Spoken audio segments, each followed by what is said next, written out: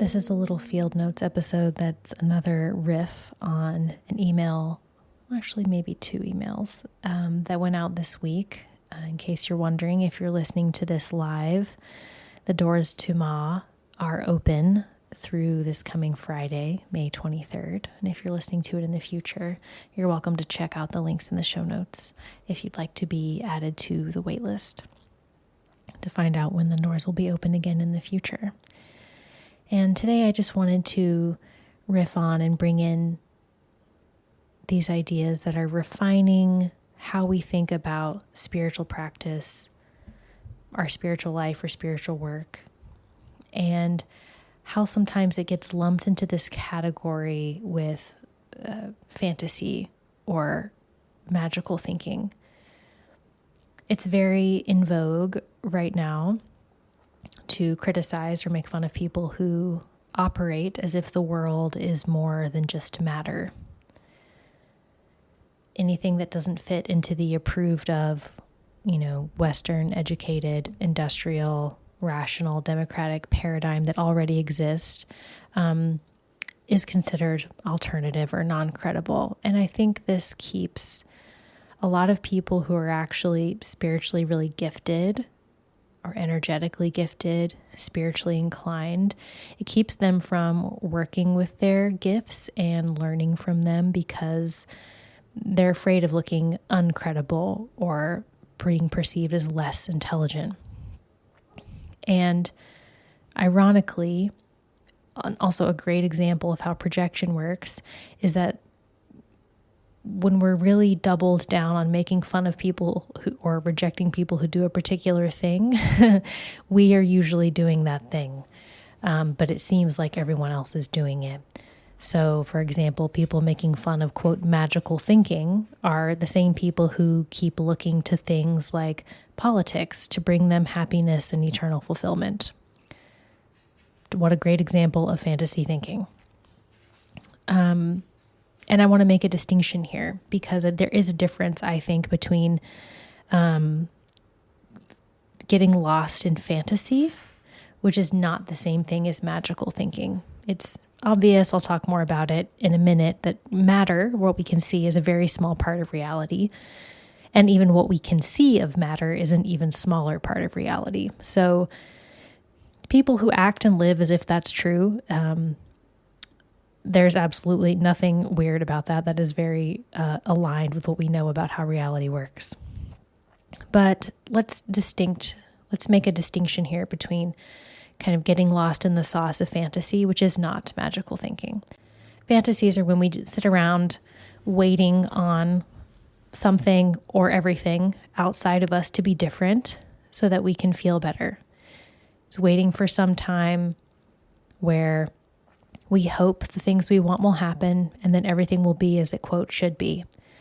Some common fantasies that swirl around a lot are, a world that's objectively safe all the time. That's a fantasy. It's a fantasy when the idea of safety is no one dies or gets sick ever, and everyone likes me all the time, and no one disagrees with me, and so I don't have to be afraid of it. And if it would all just stop and go away and all uncertainty was under control, and actually there is no uncertainty, there's just control, then I'll feel good, and then everything will be okay. That's a fantasy.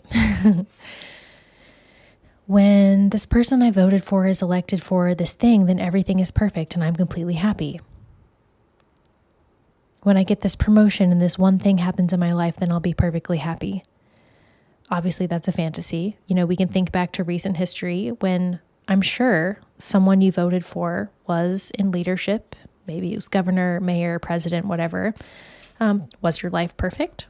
Were you perfectly happy? Everything was hunky-dory? You were just the happiest little problem-free clam? I don't think that's the case. And when that promotion happens, it will bring a whole other set of problems and changes that need to happen. If someone can just guarantee the thing that I want to happen will absolutely happen, then I can calm down and feel okay about the future. Okay, that's a fantasy. That's a very common one right now. And it's costuming itself as looking for hope. None of these things, and these are just a few examples, I'm going to stop because I know you all get the idea. None of this is actual magical thinking, has nothing to do with magic. This is kind of swimming around in fear, meeting projection meets fantasy. Because magic is actually the guts and the skills and the responsibility of becoming and stepping into collaboration with life as it is and co-creating it into what it will be. It is the guts, the skills, the mastery, the responsibility, the coherence, the consciousness of becoming the harmony and integration and healing itself, of becoming change. Fantasy is escape and scapegoat. Magical thinking is accepting reality and then stepping into true co-creatorship. So here are some examples of some actual magical thinking, not fantasy thinking. What is in the way is the way. What you can see tells you about what you can't. Whatever happens, wherever you go, there you are.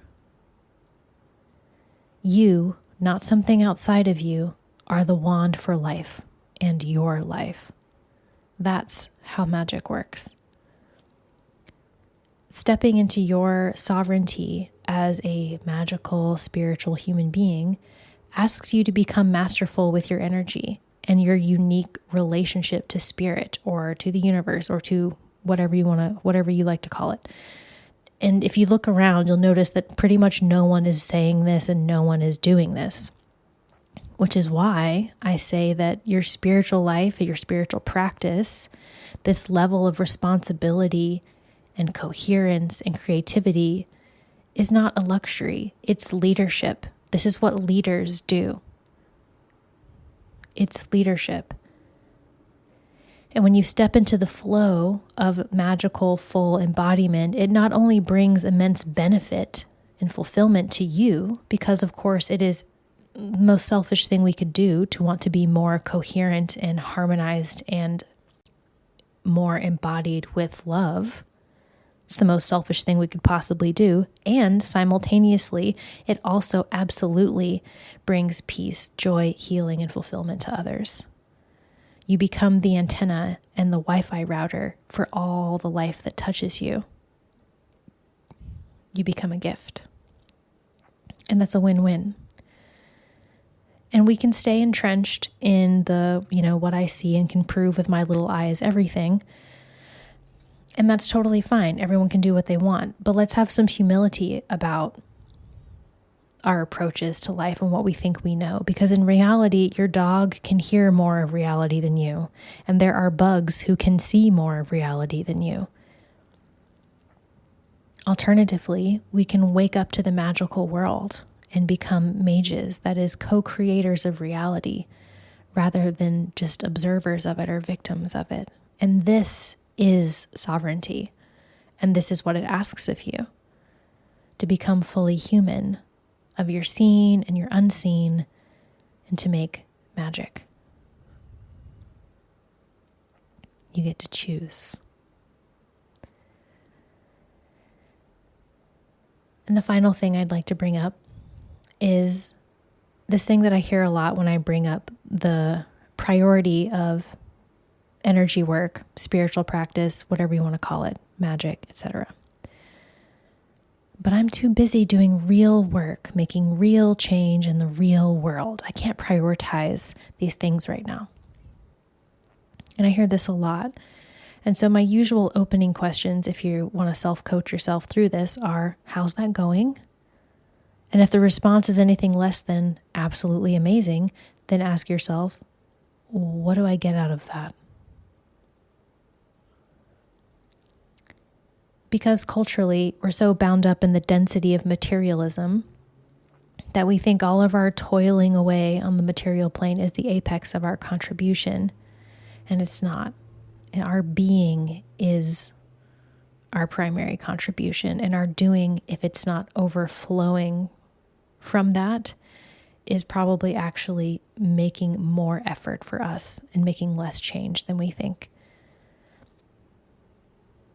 What you do on the material plane has energetic effects, and what you do on the energetic plane has material effects. And from a magical point of view, the more your energy is coherent, aligned, and masterful behind what you are doing, the more you are collaborating with life. And the more that's happening, the more impact your moves in the material world will have. And a big part of learning to ride the waves, or even influence the waves, instead of feeling crushed by them, is taking energetic mastery, i.e. spiritual practice, seriously. Getting in the dojo, doing the reps, creating the inner coherence, resilience, and connection to influence the world in a more conscious way. And I'm talking about it like it's work. And yeah, there's a way that we work on things and we learn things and we're not good at something and then we get better at it.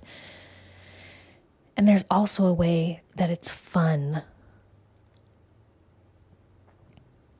I would also argue that it's essential to being human. We are spiritual beings having a human experience. And what a time to experience. What a time to get all of you online and all aboard your life train. What we experience as healing is bringing things into harmony. What we experience as power is coherence. When all layers of you, all parts of you become conscious, awake, and they're playing the same song, different parts, instruments, all coming together to contribute their unique part in a great symphony. And I've been thinking about this a lot, especially since I've been listening to the telepathy tapes.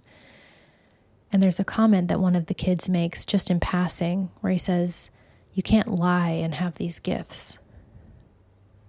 You can't lie and have these gifts." I've been thinking about that a lot. Because lying is incoherence. It's a gap in the field.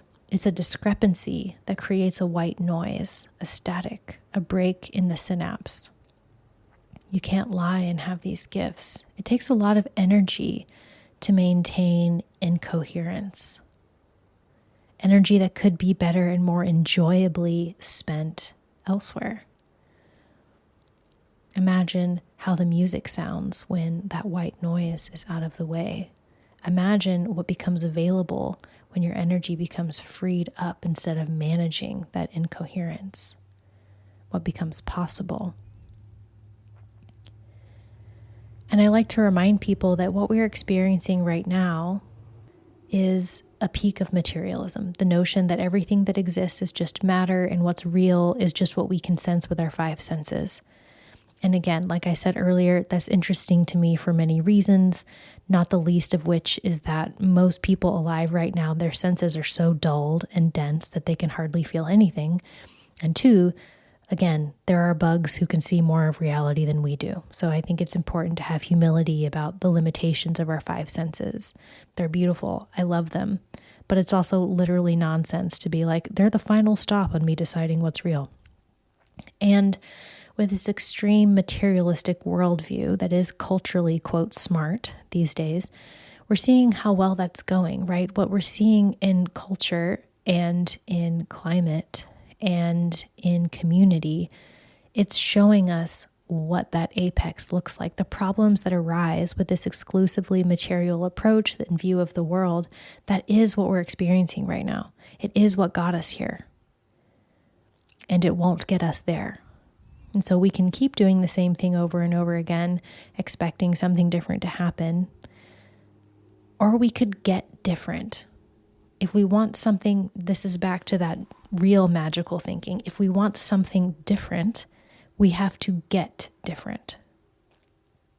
And often to get different, we have to see differently or be willing to see differently. We have to be willing if we want the world of effects to be different. And in the trees of life and all the spiritual systems that I work with and have encountered, this plane, this world, is the plane of effects. What you see, what we're experiencing here and now is an effect of consciousness. Doesn't mean it's not important. It's beautiful, it's valuable, it's amazing. And it's also the world of effects. Or as Caroline Myss has shared, if you can see it, it's already history. It's the back, it's the caboose of the manifestation train. Just like your hair, your skin, your nails, by the time you see the health of them in your own body, it's 2 weeks to a month old. It's giving you a status report about the past, its history.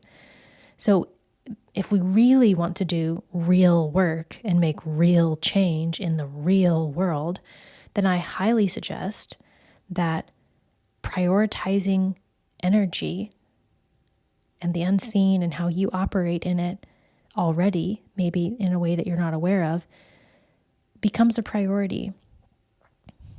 And I've been saying for years, and I will say again, we are in an interesting shift where on one level, some humans are becoming more and more sensitive, more energetically aware, more capable, more skillful with energy and with things of spirit. They're becoming really masterful and operating on this whole other plane of like knowledge and communication and creation, which is really exciting and beautiful. And then on the other end of the spectrum, because where one possibility opens up, the opposite also becomes available. Other people are becoming more and more entrenched in the density of matter and even numbing out to the point of becoming just like mere extensions of technology. No thoughts of their own, no real creative impulse, no desire, no light behind the eyes, just regurgitating whatever ideas or words blew past their feed on any given day. And we can do whatever we want. It is your wild and precious life. And what's the experience of life that you want? Like I said earlier, it is absolutely the most selfish thing we could do to engage with healing, to engage with energetic mastery, to engage with growth, to step closer to embodying love and experiencing how healing works in our bodies and in our lives. It is the most selfish thing we could do, and it's the most altruistic thing we can do as well. So we can be on wherever on the spectrum we want, but which is the experience of life that you want? I have a feeling I know which one it is.